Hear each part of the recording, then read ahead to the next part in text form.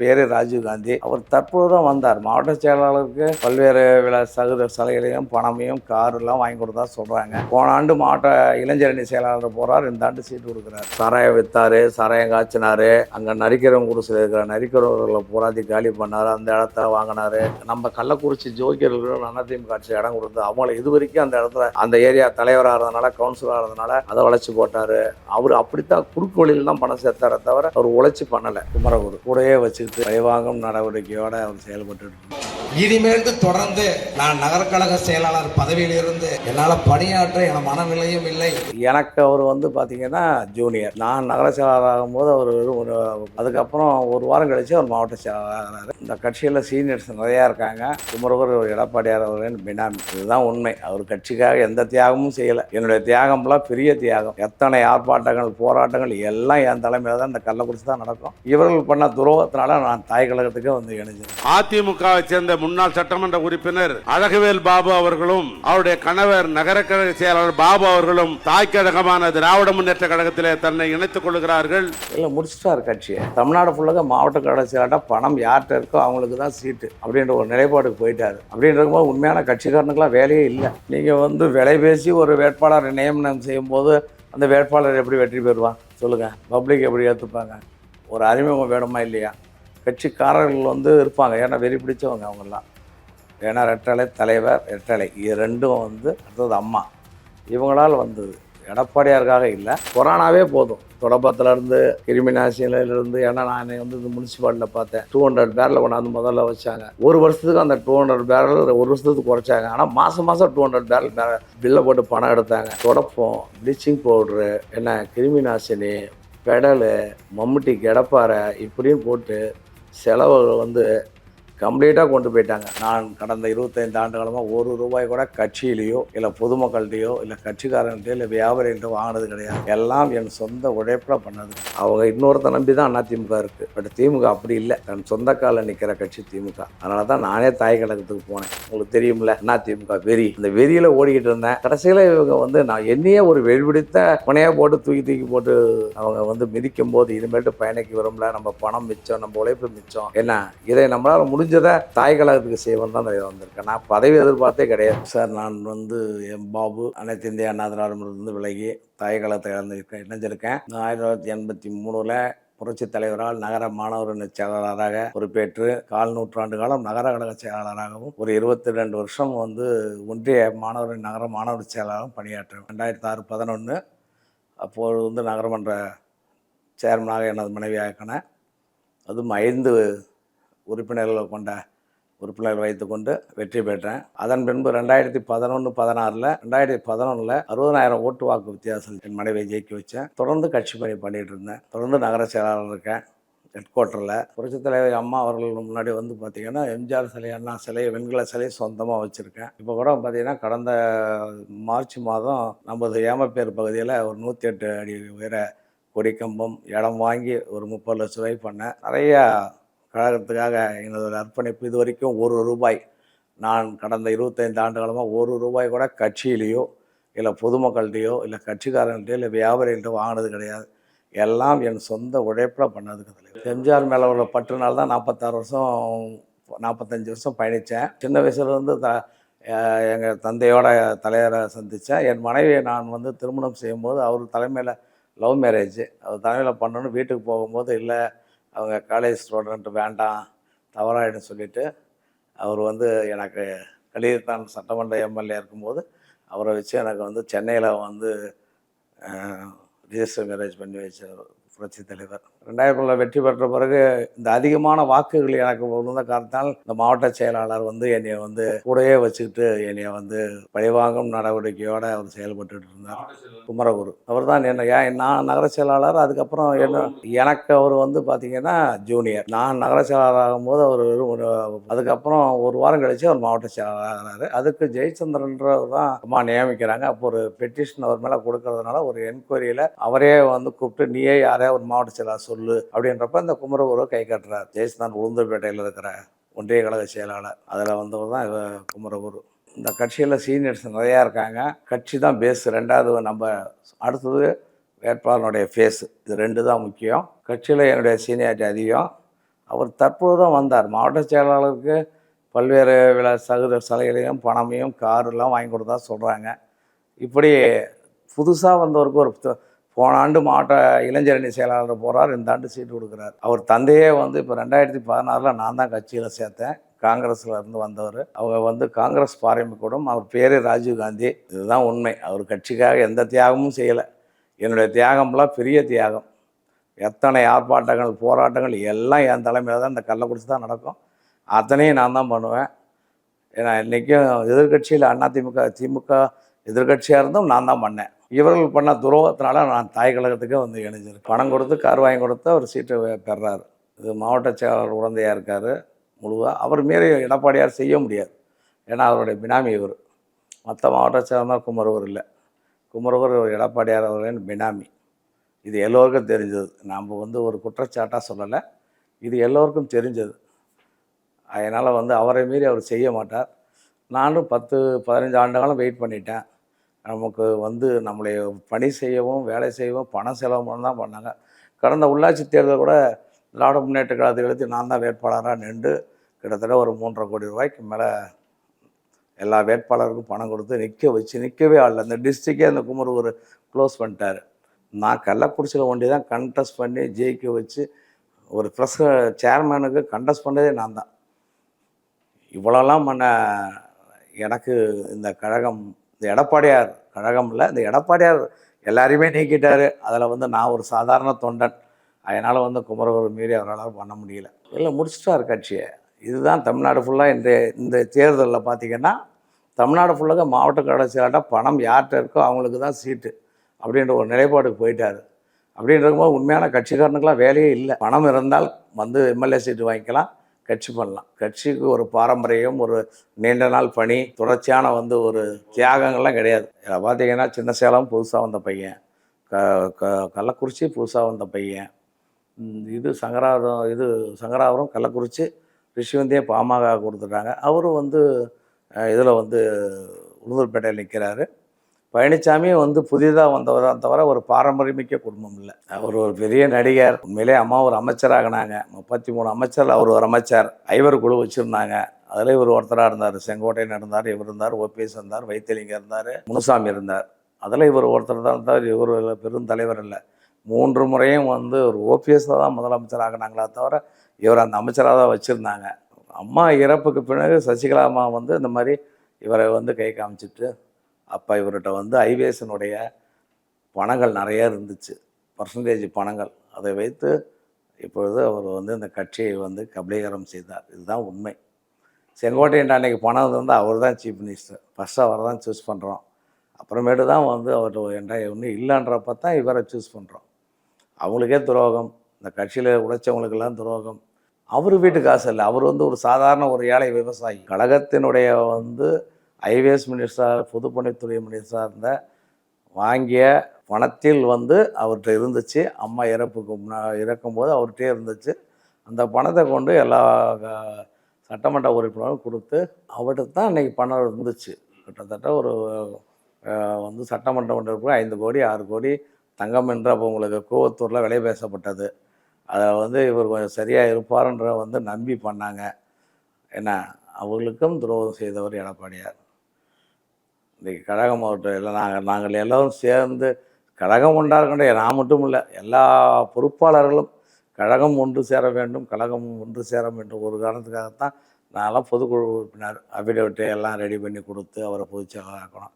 ஆனால் அவர் போகின்ற நிலைப்பாடு, கட்சியை வளர்க்கின்ற அம்மா வந்து பார்த்திங்கன்னா காளிமுத்து ரொம்ப கொடுமையான வார்த்தைகள்லாம் பேசியிருக்காரு. அமைச்சர் பதவி கொடுத்த அழகு பார்த்தாங்க. அதேமாதிரி பார்த்திங்கன்னா இவர் வீரப்பன் எதிர்த்து நின்றார். அவரெல்லாம் கூப்பிட்டு அமைச்சர் பதவி கொடுத்தா. அப்போ நகர மாநிலத்தில் நான் இங்கே கூட்டம் நடத்துகிறேன் கள்ளக்குறிச்சியில் 83. அப்போ எனக்கு மாநில செயலாளர் காளிமுத்து. எனக்கு அதனால் சின்ன வயசுலேருந்தே கழகத்தினுடைய பேஸ் நல்லாவே தெரியும். ஆமாங்க, எல்லாருமே யார் அவங்க அம்மா ஜெயலலிதா அம்மாவை கொச்சை வார்த்தைகள்லாம் பேசுகிறவங்க கூட அரவணைத்து வந்து அமைச்சரால் ஆக்கினாங்க. இவர் அப்படி இல்லை. எல்லோரும் வெளியே அனுப்பிச்சிட்டு இவர் தன்னிச்சையாக, ஏன்னா வந்து ஒரு சாதாரண ஒரு விவசாயிக்கு ஒரு பெரிய இடம் கிடைத்ததை வச்சு அவர் வந்து இன்றைக்கி வந்து தமிழ்நாட்டை தவறான பாதைக்கு கொண்டு போயிட்டு இருக்கார். ஏன் அவர் பார்ட்டி இருக்குதுன்னு சொன்னீங்கன்னா பெரிய பார்ட்டி கட்சி அதிமுக. திமுக அதிமுக தான் பார்ட்டி. நீங்கள் வந்து விலை பேசி ஒரு வேட்பாளர் நியமனம் செய்யும்போது அந்த வேட்பாளர் எப்படி வெற்றி பெறுவார் சொல்லுங்கள்? பப்ளிக் எப்படி ஏற்றுப்பாங்க? ஒரு அறிமுகம் வேணுமா இல்லையா? கட்சிக்காரர்கள் வந்து இருப்பாங்க, ஏன்னா வெறி பிடிச்சவங்க அவங்கெல்லாம். ஏன்னா ரெட்டலை தலைவர், ரெட்டலை இது ரெண்டும் வந்து அடுத்தது அம்மா, இவங்களால் வந்தது. எடப்பாடியாருக்காக இல்லை, அந்த சின்னமும் தலைவருடைய விசுவாசத்தினால இருக்காங்க. இவர் வந்து அழிவு பாதைக்கு இந்த தேர்தலே கொண்டாண்டார். எல்லாம் வியாபாரிகள்கிட்ட கட்சியை விற்றுட்டார். அப்படிங்கும்போது எப்படி ஆட்சி பிடிக்க முடியும், ஜெயிக்க முடியும்னு நினைக்கிறீங்க? அவர் சாணக்கியரே இல்லை, நல்லா கட்சிங்க. கொஞ்சம் சொல்ல இல்லை நீங்கள் அங்கே தான் தப்பு பண்ணுறீங்க. அவர் வேலுக்கு போடுறாரு, நேருக்கு போடுறாரு, எல்லா அமைச்சருக்கும் போடுறாரு. ஒரு அமைச்சர் பெருமக்கள் எப்படி இருப்பாங்க? வலுவாக இருப்பாங்க. அந்த வலுவானவர்களுக்கு போய் பிஜேபி கூட்டம் அவன் தோத்துட்டு போட்டோம் அப்படின்ற நிலைப்பாடில் கொடுக்குறாரு. அது பிரெயின் இல்லைங்க. இவர் இப்போ நம்ம பார்ட்டியை போட்டால் நம்ம பார்ட்டியில் இருக்கிறவன் பூரா காலியாகி வெளியில் வருவான். அது பிரெயின் அல்ல, அது அறிவாளித்தனம் அல்ல. ஒரு கூட்டணி தர்மத்துக்கு அது வந்து அழகே அல்ல. ஒரு 50-50 கூட பண்ணியிருக்கலாம். பார்த்தீங்கன்னா கொடுத்த தொகுதி பூரா ஒரு சாதாரண வேட்பாளரை போட்டு அந்த தொகுதியில் போயிட்டு பாஜகவுக்கு வந்து வேட்பாளரை அறிவிக்கிறாங்க. அது சாணக்கியத்தனம் அல்ல. ஒரு முதலமைச்சர் ஆகணும்னா கூட்டணி எல்லாரும் ஜெயிச்சு வந்தால் தான் முதலமைச்சர் ஆக முடியும். நம்ம வந்து ஒரு தனி பெரும்பான்மை கிடக்கிறது மக்கள் முடிவு பண்ணுறது, ஏகோபித்த மக்கள் முடிவு பண்ணுறது. இன்றைய நிலையில் அப்படி இல்லை. ஏன்னா விஜய் வந்துட்டார், திமுக நல்லா ஸ்ட்ராங்காக இருக்காங்க, இவர் பிஜேபி நம்பி நிற்கிறாரு. போன டைம் இதே தவிர பண்ணார், பிஜேபியோட வைக்காமல் போனதுனால இல்லைன்னா ஒரு 10 எம்பி சீட் வந்திருக்கும். இன்றைக்கி வந்து பிரேமலதா வெளியில் அனுப்பிச்சிட்டாரு. இவர் வந்து பார்ட்டியை வந்துங்க முடிக்குவார். இவர் எதிர்கட்சி தலைவராக இருந்தால் போதும் அப்படின்ற ஒரு பார்ட்டியில் பணம் இருக்குது, இதே போதும், கொரோனாவே போதும். தொடப்பத்துலேருந்து கிருமிநாசினிலேருந்து. ஏன்னா நான் வந்து இந்த முனிசிபாலிட்டியில் பார்த்தேன், 200 பேரலை கொண்டாந்து முதல்ல வச்சாங்க. ஒரு வருஷத்துக்கு அந்த 200 பேரல் ஒரு வருஷத்துக்கு குறைச்சாங்க. ஆனால் மாதம் 200 பேரல் பில்லை போட்டு பணம் எடுத்தாங்க. தொடப்பம், ப்ளீச்சிங் பவுட்ரு, என்ன கிருமிநாசினி, பெடலு, மம்முட்டி, கிடப்பாறை இப்படின்னு போட்டு செலவுகள் வந்து கம்ப்ளீட்டாக கொண்டு போயிட்டாங்க. இல்லை தலைவா, உங்களுக்கு நான் கள்ளக்குறிச்சியில் ஒரு 15,000 பேர்த்துக்கு அரிசி பருப்பு எல்லாம் கொடுக்குறேன். ஒரு 10 இடத்துல மண்டபத்தில் வச்சு கொடுக்குறோம். ஒரு இடத்துல 500 பேர், 400 பேர், 700 பேர்னு கொடுக்குறோம். அந்த மாதிரி எல்லாம் பண்ணோம். எல்லாம் பார்ட்டி பண்ணது, எல்லாம் பொறுப்பாளர்கள் பண்ணது. இங்கே அம்மா உணவகம் இருந்துச்சு, 3 மாதம் இலவசமாக சாப்பாடு போட்டோம். அது நான் போட்டேன். நான் தான் பண்ணேன். அந்த 15,000 பேர்த்துக்கும் அரிசி, பருப்பு, எண்ணெய், காய்கறிகள் கொடுத்து பண்ணது நான் இல்லைங்க. அவர் சாராயம் விற்றார், சாராயம் காய்ச்சினார், அங்கே நரிக்கிறவங்க குடிசையில் இருக்கிற நரிக்கிறவர்களை பூராத்தி காலி பண்ணார், அந்த இடத்த வாங்கினார். நம்ம கள்ளக்குறிச்சி ஜோக்கியர்களும் அதிமுக ஆட்சி இடம் கொடுத்து அவங்கள இது வரைக்கும் அந்த இடத்துல அவரை அமர்த்தாமே வந்து அவரை அந்த ஏரியா தலைவராக இருந்தனால, கவுன்சிலராக இருந்தனால அதை உழைச்சி போட்டார். அவர் அப்படித்தான் குறுக்கு வழியில் தான் பணம் சேர்த்தாரே தவிர அவர் உழைச்சி பண்ணலை. எந்த மக்களுக்கு என்ன செஞ்சார்? ஒன்றே ஒன்று சொல்லுங்க, நான் கேட்குறேன். Only one. அவர் மக்களுக்காக இதை ஒன்றே ஒன்று செஞ்சார்னு சொல்லுங்கள். ஐயா, நீங்கள் வந்து என்னை கேட்குறீங்க. நான் வந்து பானை சின்னம் சகோதரி மாலதி திருமாவளவன் அக்காள் மகளுக்கு வேட்பாளராக அறிவிச்சிருக்காங்க. என்னுடைய மனநிலையே சொல்கிறேன். திருமாவளவன் வந்து இந்த தொகுதியை ஒரு வளர்ச்சி பாதையை கொண்டு வருவதற்கு ஒரு உதவுவார். ஏன்னு கேட்டால் டைரெக்டாக ஒரு முதலமைச்சரை சந்திக்கக்கூடிய ஒரு நபர். நானே ஒரு வேட்பாளரை ஜெயிச்சிருந்தா கூட இப்போ ஒரு முதலமைச்சர்கிட்ட நேரடியாக பேசுகிறதுங்கிறது ரொம்ப சிரமம், வாங்கிறதுங்கிறது ரொம்ப சிரமம். அவங்க இன்றைக்கி கொடுத்துருக்காங்க. ஒரு எளிமையான சகோதரி பார்த்தோம். ஏன்னா நல்ல கேரக்டர், ஒரு வழக்கறிஞர். இந்த தொகுதிக்கு இன்னும் வளர்ச்சி அடைய அவங்க வந்து ஒரு வளர்ச்சி பாதையை கொண்டு போவாங்க. ஒரே ஒரு பிரச்சனைகள் மட்டும், விடுதலை சிறுத்தைகள் பிரச்சனை எங்கள் ஏரியாவில் மட்டும் இருக்கும், இந்த டிஸ்ட்ரிக்டில் இருக்கும். அதுதான் இப்போ நாங்கள் களத்தில் பணியில் அவங்க பாட்டுக்கு அவங்க பார்க்குறாங்க, நாங்கள் பார்க்குறோம். இப்போ நாங்கள் எல்லா இடத்துலையும் போய் பார்த்து அவங்கள்ட்ட பொதுமக்கள்கிட்ட பேசுகிறோம். நாங்கள் இருக்கோம், நீங்கள் இருக்கீங்க, எங்களுக்கு என்ன, நாங்கள் பானைக்கு வாக்களிக்கிறோம் என்ற முடிவில் வந்து கிட்டத்தட்ட ஒரு 90% நான் போய் பார்த்த அளவில் எல்லோரும் பேச ஆரம்பிச்சிட்டாங்க. மாற்றங்கள் வந்துருச்சு. அதுக்கு மேலே திருமாவளவன் வந்து இங்கே தெளிவாக வந்து கூட்டங்கள் நடத்திட்டு போனார். வேறு யாருக்காவது சொன்னால் டஃப்பாக இருந்திருக்கும் விசிகாவில். இந்த சகோதரி கொடுத்ததில் வந்து அந்த மாற்றங்கள் இல்லை. ஏன்னா எல்லாருக்கும் ஒரு தெளிவாக இருக்காங்க. தலைவா தாவைக்கால உங்களுக்கு எங்கள் ஏரியாவில் தலைவா சின்ன சின்ன பசங்க இருக்காங்க, இல்லைன்னா நம்ம சொல்லக்கூடாது. அவங்க வந்து ஒரு 5 to 10% வாக்குகளை இந்த சின்ன மகளிர் அந்த பசங்க 2 பேரும் அவங்க வந்து கண்டிப்பாக பிரிப்பாங்க. அதில் எந்த மாற்று கருத்தும் இல்லை. ரொம்ப பெரிய மார்ஜின்லாம் இல்லை. ஒரு பார்ட்டி பண்ணால் பெரிய விஷயங்க. எவ்வளோ விஷயம் இருக்குது தெரியுங்களா? ஒரு பார்ட்டி பண்ணணும்னா சாதாரண வேலைலாம் கிடையாது. அவர் இன்னும் எத்தனை ஆண்டு காலமாக தெரியாது. இங்கே திராவிட கட்சிகள் 2 தான். அதில் இப்போ அண்ணா திராவிட கூட முடிஞ்சு போச்சு இந்த தேர்தலோட. அடுத்தது திராவிட முன்னேற்ற கழகம் தான் இங்கே. அடுத்தது அவர் கீழே உதயநிதி ஸ்டாலின் வந்துட்டாங்க தொண்டு. அதனால் வந்து அந்த கட்சியெல்லாம் வந்து அவங்க கொள்கை கூட்டணி, அவங்க கொள்கையோடைய அவங்களுடைய எல்லாமே நடக்குது. அவங்களுடைய செயல்பாடுமே அப்படி தான் இருக்குது. ஒரு சிறுபான்மை மக்களுக்கு அவங்க தான் பாதுகாவலராக இருக்காங்க. என்ன அவங்க இன்னொருத்த நம்பி தான் அதிமுக இருக்குது. பட் திமுக அப்படி இல்லை. தன் சொந்த காலில் நிற்கிற கட்சி திமுக. அதனால தான் நானே தாய் கழகத்துக்கு போனேன். எனக்கு ஒன்றுமே இல்லை தலைவா. நான் சேர்மனாக இருந்துட்டேன், எம்எல்ஏ இருந்து பார்த்துட்டேன், புரியுதுங்களா? எனக்கு எதிர்பார்ப்புலாம் எதுவும் கிடையாது. நான் 25 ஆண்டு காலம் நான் கடந்த 3 மாதத்துக்கு நான் போன வருடமே என் பார்ட்டி பொறுப்பாளர் சொல்லிட்டேன். 2026 நான் ரிசைன் பண்ணிவிடுவேன், என்னால் முடியல, நிறையா செலவு பண்ணுறேன், நிறையா உழைக்கிறேன், உங்களை கஷ்டப்படுத்தும் போது நீங்கள் செய்ய மாட்டேங்கிறீங்க. அதனால் வந்து நான் வந்து எனக்கு விட மாற்றுறதா ஒருத்தர் ரெடி பண்ணுறோம், பண்ணிக்கலான்னே நான் வந்து போன 2025 சொல்லிட்டேன். நான் வந்து பதவி வந்து தலைவா, நாம் வந்து அந்த வெறி உங்களுக்கு தெரியும்ல, அதிமுக வெறி, அந்த வெறியில் ஓடிக்கிட்டு இருந்தேன். கடைசியில் இவங்க வந்து நான் என்னையே ஒரு வெடிபிடித்த முனையாக போட்டு தூக்கி போட்டு அவங்க வந்து மிதிக்கும் போது இனிமேல்ட்டு பயணிக்க விரும்பல, நம்ம பணம் மிச்சம், நம்ம உழைப்பு மிச்சம், என்ன இதை நம்மளால் முடிஞ்சதை தாய் கழகத்துக்கு செய்வோம் தான் தலைவர் வந்திருக்கேன். நான் பதவி எதிர்பார்த்தே கிடையாது இது வரைக்கும். இல்லை, நான் உங்களுக்கு ஒரே ஒரு சின்ன கொஸ்டின் உங்களுக்கு வைக்கிறேன், சொல்கிறேன். கொஸ்டினாக இல்லை, இந்த கள்ளக்குறிச்சி தொகுதியில் ஒருவரை யாராவது வளமாக வச்சுருக்காங்களான்னு பாருங்கள். குமரகுரு தவிர இந்த மாவட்டத்தில். போன சட்டமன்ற உறுப்பினர் என் வீட்டில் என் தம்பியாக இருந்தான், 35 வருஷம் என் கூட தான் இருந்தான். அவனுக்கு வந்து கொடுத்தாங்க. அவன் இன்றைக்கி ஒரு ஒரு ஒரு ஒரு 10% 15% இன்றைக்கி ஒரு வளமாக வந்திருக்கான் அப்படின்னு சொல்லலாம். வேறு யாருமே சொல்ல முடியாது தலைவா. இப்போ புதுசாக ராஜீவ்காந்தி வந்திருக்காரு, இவர் என்ன வேணும் போனால் தான் போக தான் தெரியும். அதனால் ஒரு தொண்டன் வந்து வர்றதுங்கிறதெல்லாம் தலைவா இன்றைய காலகட்டங்களில் மக்கள் இருக்கிற மனநிலையில் தொண்டன் தலைமை பொறுப்புக்கு வரதெல்லாம் இங்கே சாதாரண ஒரு சட்டமன்றத்துக்கே நுழையிறதுக்கு நாங்கள் 25 ஆண்டுகள் போராடிட்டு இருக்கோம், பிரச்சனை பண்ணிகிட்டு இருக்கோம், கட்சி பண்ணிகிட்டு இருக்கோம், திமுக வந்து முழுமையாக எதிர்த்து பண்ணிகிட்டு இருக்கோம். இந்த நிலைப்பாடில் வந்து என்ன மாதிரி ஆளுகளே இந்த கட்சி இழக்குது அப்படின்னு சொன்னால் இந்த கட்சி எப்படி வளரும் சொல்லுங்கள்? அதாவது போகலாம், உட்காரலாம், ஏந்திக்கலாம், பார்க்கலாம், பேசலாம், போகிறாண்டால நீங்கள் விடலாம். முழுமையான அரசியல்வாதி 24 மணி நேரம் ஒர்க் பண்ணுற ஒரு அரசியல்வாதியை, ஒரு அரசியல் பொறுப்பாளரை இந்த கழகம் இழக்குது. எந்த எதிர்பார்ப்பும் இல்லாமல் ₹1 கூட ஒரு மாவட்ட செயலாளர்கிட்டயோ ஒரு அமைச்சர்கிட்டையோ வாங்காமல் சொந்த காசில் 15 ஆண்டு காலம் தொடர்ச்சியாக நான் எம்எல்ஏ சீட்டு கிடைக்காதவே நான் வேலை பார்த்துட்டு இருக்கேன்னு சொன்னால் என்ன, இந்த கட்சிக்கு தான் நஷ்டம், எனக்கு நஷ்டம் இல்லை. எடப்பாடி பழனிசாமி கட்சியை அழிச்சிட்டு இருக்காரு. ஒன்று அவர் இனிமேட்டு மாற்றிக்கணும்னா, புரியுதுங்களா, உண்மையான தொண்டர்களுக்கு இவர் சொல்லியிருக்கார்ல மேடையில், உண்மையான தொண்டர்கள் நாளைக்கு உச்சக்கட்ட பதவிக்கு வரலான்னு சொல்லிட்டு, என்ன உண்மையான தொண்டரெல்லாம் முன்னே பார்க்கணும். அவர் இந்த கட்சியை வந்து வளர்க்குறதுக்கு உண்டான வழியை பார்க்கணும். அவர் இன்றைய நிலைமையில் அது இல்லை, சாத்தியக்கூறா என்னன்னு தெரியல. ஒரு வேலை நடக்காது. மீண்டும் அவர் முதலமைச்சர் ஆனால் என்ன, முன்னே கட்சிக்காரனும் பொதுமக்களுக்கு அவர் நல்லது செய்கிற மனநிலைக்கு வரணும். முன்னே அவரோட கூட இருக்கிறவங்கள வச்சுக்கிட்டு பணத்தை கொள்ளையடிக்கிறதே இருக்கக்கூடாதுங்க. இல்லை, அவரே ஏமாற்ற மாதிரி இனிமேட்டு நான் அவரை அண்ணனாக ஏற்றுக்க முடியாது. தயவுசெய்து சொல்கிறேன்.